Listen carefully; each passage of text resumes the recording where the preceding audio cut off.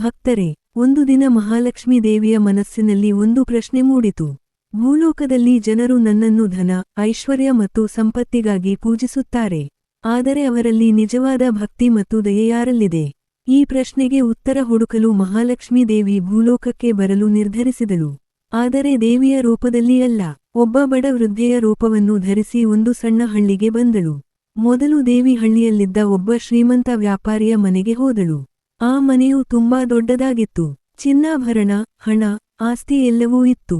ಬಾಗಿಲಿನ ಬಳಿ ನಿಂತಿದ್ದ ವೃದ್ಧೆ ನಿಧಾನವಾಗಿ ಕೇಳಿದಳು, ಮಗನೇ, ನನಗೆ ತುಂಬಾ ಹಸಿವಾಗಿದೆ. ಸ್ವಲ್ಪ ನೀರು ಮತ್ತು ಊಟ ಕೊಡುತ್ತೀಯಾ? ವ್ಯಾಪಾರಿ ವೃದ್ಧೆಯನ್ನು ಮೇಲಿಂದ ಕೆಳಗೆ ನೋಡಿದ. ಅವನ ಮುಖದಲ್ಲಿ ಕರುಣೆ ಇರಲಿಲ್ಲ. ಹೋಗಮ್ಮ, ಇಲ್ಲಿ ಭಿಕ್ಷೆ ಕೇಳಬೇಡ ಎಂದು ಹೇಳಿ ಬಾಗಿಲನ್ನು ಮುಚ್ಚಿಬಿಟ್ಟ. ಮನೆಯವರು ಯಾರೂ ಅವಳ ಕಡೆ ಗಮನ ಕೊಡಲಿಲ್ಲ. ವೃದ್ಧೆ ಏನೂ ಮಾತನಾಡದೆ ಅಲ್ಲಿಂದ ಹೊರಟಳು. ಸ್ವಲ್ಪ ದೂರ ನಡೆದ ನಂತರ ದೇವಿ ಒಂದು ಸಣ್ಣ ಗುಡಿಸಲಿನ ಬಳಿ ಬಂದಳು. ಅಲ್ಲಿ ಒಬ್ಬ ಬಡ ದಂಪತಿ ವಾಸಿಸುತ್ತಿದ್ದರು.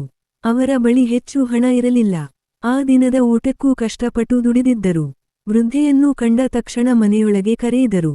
ಅಮ್ಮ, ಹೊರಗೆ ಬಿಸಿಲು ತುಂಬಾ ಇದೆ, ಒಳಗೆ ಬನ್ನಿ ಎಂದು ಗೌರವದಿಂದ ಕುಳ್ಳಿರಿಸಿದರು. ನಂತರ ಕುಡಿಯಲು ನೀರು ಕೊಟ್ಟರು. ವೃದ್ಧೆ ಮತ್ತೆ ಕೇಳಿದಳು, ಮಗಳೇ, ನನಗೆ ತುಂಬಾ ಹಸಿವಾಗಿದೆ. ಆಗ ಆ ದಂಪತಿ ಒಬ್ಬರ ಮುಖವನ್ನು ಒಬ್ಬರು ನೋಡಿಕೊಂಡರು.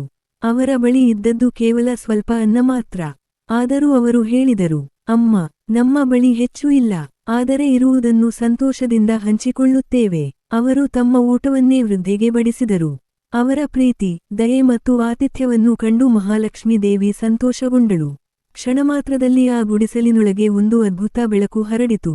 ವೃದ್ಧೆಯ ರೂಪ ಮಾಯವಾಯಿತು. ಅಲ್ಲೇ ದಿವ್ಯ ಕಾಂತಿಯಿಂದ ಹೊಳೆಯುತ್ತಿದ್ದ ಮಹಾಲಕ್ಷ್ಮೀ ದೇವಿ ಪ್ರತ್ಯಕ್ಷಳಾದಳು. ದಂಪತಿ ಆಶ್ಚರ್ಯದಿಂದ ಕೈಮುಗಿದು ನಿಂತರು. ಅವರ ಕಣ್ಣಲ್ಲಿ ಸಂತೋಷದ ಕಣ್ಣೀರು ತುಂಬಿತು. ಆಗ ದೇವಿ ಮುಗುಳ್ನಗುತ್ತಾ ಹೇಳಿದಳು, ಮಕ್ಕಳೇ, ನಾನು ಮಹಾಲಕ್ಷ್ಮಿ. ನಾನು ಕೇವಲ ಹಣ ಮತ್ತು ಆಸ್ತಿ ಇರುವ ಮನೆಯಲ್ಲಿ ವಾಸಿಸುವುದಿಲ್ಲ. ಪ್ರೀತಿ, ದಯೆ, ಕರುಣೆ, ಭಕ್ತಿ ಮತ್ತು ಅತಿಥಿ ಸತ್ಕಾರ ಇರುವ ಮನೆಯಲ್ಲಿ ನೆಲೆಸುತ್ತೇನೆ. ನೀವು ನಿಮ್ಮ ಹಸಿವಿಗಿಂತ ಮತ್ತೊಬ್ಬರ ಹಸಿವಿಗೆ ಮಹತ್ವ ಕೊಟ್ಟಿದ್ದೀರಿ. ಆದ್ದರಿಂದ ನನ್ನ ಆಶೀರ್ವಾದ ಸದಾ ನಿಮ್ಮೊಂದಿಗೆ ಇರುತ್ತದೆ. ಹೀಗೆ ಹೇಳಿ ದೇವಿ ಅವರಿಗೆ ಆಶೀರ್ವಾದ ನೀಡಿದಳು. ಆ ದಿನದಿಂದ ಆ ದಂಪತಿಯ ಜೀವನದಲ್ಲಿ ಸುಖ, ಶಾಂತಿ ಮತ್ತು ಸಮೃದ್ಧಿ ಹೆಚ್ಚಾಯಿತು. ಭಕ್ತರೇ, ಈ ಕಥೆ ನಮಗೆ ಒಂದು ದೊಡ್ಡ ಪಾಠವನ್ನು ಕಲಿಸುತ್ತದೆ. ಮಹಾಲಕ್ಷ್ಮಿಯ ಕೃಪೆ ಪಡೆಯಲು ಕೇವಲ ಹಣ ಸಾಕಾಗುವುದಿಲ್ಲ. ಒಳ್ಳೆಯ ಹೃದಯ, ದಯೆ, ಕರುಣೆ ಮತ್ತು ಭಕ್ತಿ ಇರಬೇಕು. ನಾವು ಇತರರಿಗೆ ಸಹಾಯ ಮಾಡಿದಾಗ ದೇವರ ಕೃಪೆಯು ನಮ್ಮ ಜೀವನದಲ್ಲಿ ಹೆಚ್ಚಾಗುತ್ತದೆ. ನಮಸ್ಕಾರ. ಜೈ ಮಹಾಲಕ್ಷ್ಮಿ. ದಾಸವಾಳ ಕಾಮೆಂಟ್ನಲ್ಲಿ ಜೈ ಮಹಾಲಕ್ಷ್ಮಿ ಎಂದು ಬರೆಯಿರಿ. ಇಂತಹ ಭಕ್ತಿ ಕಥೆಗಳಿಗಾಗಿ ಚಾನೆಲ್ ಅನ್ನು ಸಬ್ಸ್ಕ್ರೈಬ್ ಮಾಡಿ.